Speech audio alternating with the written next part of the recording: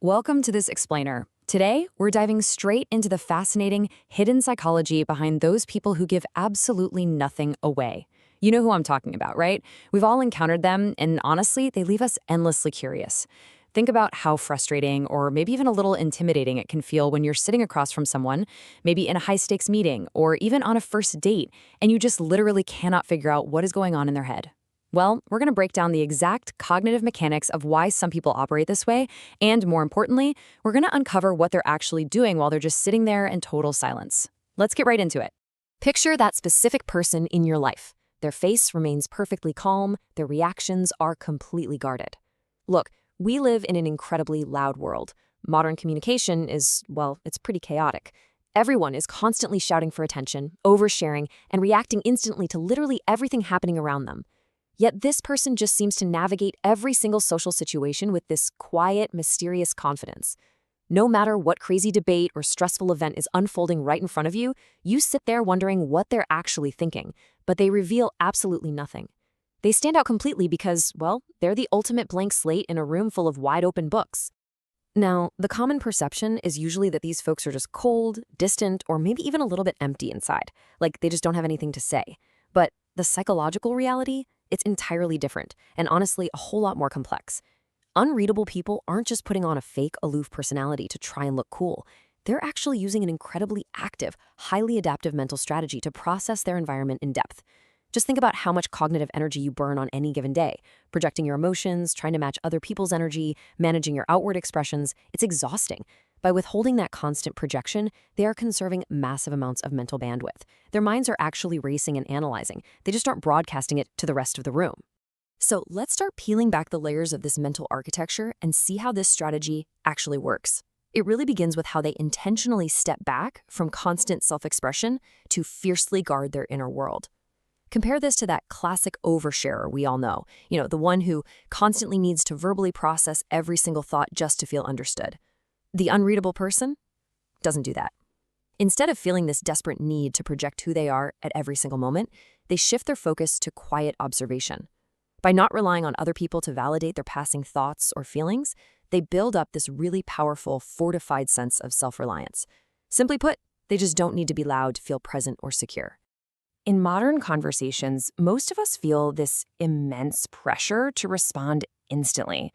If there's even a tiny gap in the dialogue, we kind of panic, right? We just fill it with words. But unreadable individuals operate on a completely different conversational loop. Step 1, they observe. Step 2, they process those details internally. They actually use silence as a workspace to understand the situation from multiple angles. It's pretty fascinating because psychological studies actually show that just a 3-second pause in conversation can make the average person feel incredibly anxious. But for the unreadable person, that pregnant pause is their runway. Only after they've processed everything do they move to the final step, which is speaking deliberately. Because they think longer before they speak, when they finally do chime in, their words carry heavy, calculated weight. To really grasp this, we need to look at what you might call the economics of communication. Unreadable people have this fundamental understanding of how social capital works. So think of your words as currency. Talking is basically the act of giving information out. You're essentially spending your capital and exposing your hand to the table. Listening, on the other hand, that's bringing information in. You are acquiring assets. These individuals vastly prefer to be the collectors of intelligence rather than the distributors. By holding onto their words, they hold onto their leverage. They get that the less you reveal about your own position, the more room you have to maneuver once you finally figure out everyone else's. And because they prefer bringing information in, they are incredibly comfortable with pauses. I mean, most of us break out in a cold sweat if there are 3 seconds of dead air in an elevator, right? We immediately start rambling about the weather just to break the tension. But they don't feel responsible for filling every awkward gap. Instead, they actively use those quiet moments as an observation tool.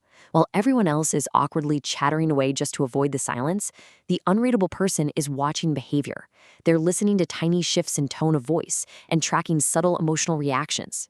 They spot the real underlying dynamics in the room that everyone else is just way too busy talking to even notice. Now, to understand how they maintain this seemingly effortless composure, we've got to talk about the concept of the social mask. Let's be honest, we all wear masks. You've got your workplace mask, your family mask, your social mask. We all carry things around that we'd rather keep hidden. deep fears, past regrets, massive insecurities. But unreadable people are acutely aware that revealing every motive or feeling is an unnecessary social risk. It leaves them exposed. So they construct this psychological boundary, this really steady, calm outward appearance to deliberately keep their private thoughts private. It isn't about being deceitful or fake. It's actually a brilliant, highly intentional form of emotional self-protection. But what happens when someone actually tries to pierce that mask? When they get hit with direct, probing, or overly sensitive questions, they don't get defensive, and they rarely get angry.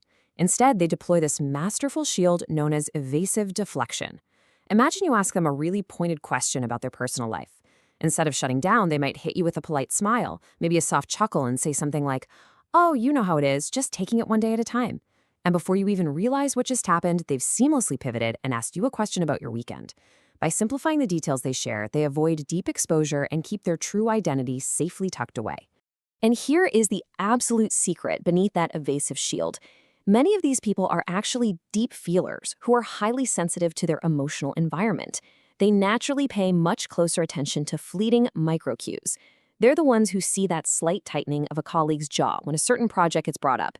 They notice the tiny, micro shifts in someone's posture or the darting eyes that completely bypass almost everyone else in the room. This is a super critical distinction to make. They aren't detached or zoned out from the conversation at all. On the contrary, they are heavily engaged in reading the room on a micro level that most people completely ignore. So the crucial takeaway here is that while they might look totally unbothered and detached on the outside, their internal processing is operating at a remarkably high velocity. Think of it kind of like a detective standing in front of one of those cork boards, tying red strings between seemingly unrelated pieces of evidence.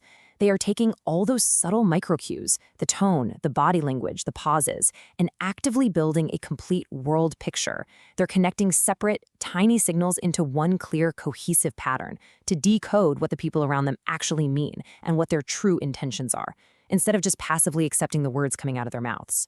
This intense internal processing leads directly to true social independence. Look, we live in an era where everyone is constantly performing for likes, comments, and immediate social feedback. A big reason some people are so incredibly easy to read is that their emotions constantly fluctuate based on whether the group is validating them or not. Unreadable individuals, they simply do not rely on that external approval to feel secure. Because their confidence is internally generated through their own observations, they aren't heavily influenced by the latest social trends or that desperate need to be validated by the crowd. They've effectively opted out of the attention economy. There is this really fascinating quote from the source material that captures this internal dynamic perfectly. It says, "They prefer experiencing moments privately and processing their beliefs and stories inwardly. Because they are completely comfortable standing out or just quietly doing their own thing, they never feel the urge to put their emotions on open display just for someone else to validate them. They have a completely self-contained validation loop.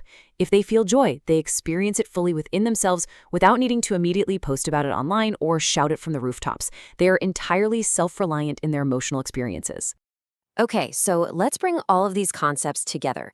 The ultimate takeaway from this explainer is that being impossible to read is not about being empty or devoid of personality. Not at all. It's about valuing genuine immersion in your environment over constantly putting on a performance for others. It is about prioritizing observation over the relentless need for expression. And honestly, the best part is that this isn't some innate superpower you have to be born with. It's a highly learnable skill. Mastering your outward stillness allows you to take total control over your own mind, which ultimately makes you the most composed, aware, and observant person in any room you walk into. As we wrap up this explainer, I want to leave you with a final, slightly provocative thought to chew on. Take a really close look at your own daily social habits. Are you letting the desperate need for external validation dictate your reactions and steal your mental energy? Think about what unseen patterns and what truly fascinating dynamics you might finally start to notice if you stopped performing for everyone else, embraced just a little bit of silence, and started truly observing.